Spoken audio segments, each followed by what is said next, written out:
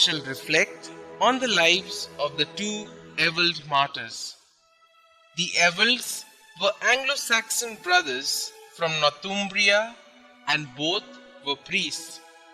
Both of them being equally fervent and zealous, they could be differentiated largely by the color of their hair.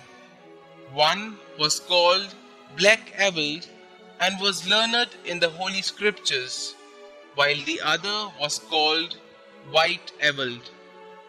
Having specialized in sacred learning and in eloquence in Ireland, they went over the country of Old Saxony in Westphalia in the year 604 in order to preach the gospel, after the example of Saint Willibrord, who opened the spiritual harvest in Friesland. There they were met by a certain official whom they desired to conduct them to his Lord, because they had tidings for his advantage. The man invited them into his house and kept them there for several days. The missionaries passed the time in prayer, singing psalms and hymns, and every day offered the sacrifice of the Mass.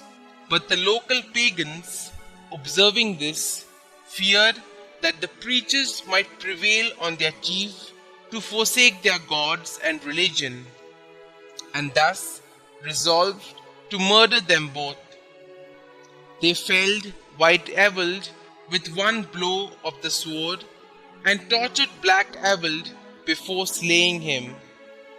But when the lord of the territory heard of what had happened, he was furious and had the murderers put to death and the villages burnt for their failure to report the two strangers to him and for having taken the law into their own hands.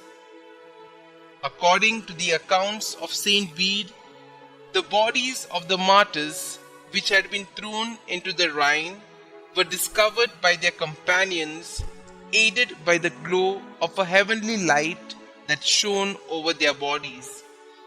They were at once honored as martyrs, and in the time of Pepin, they were taken up to Cologne and enshrined in the church of Saint Clement, now renamed Saint Cunibert, where they are still.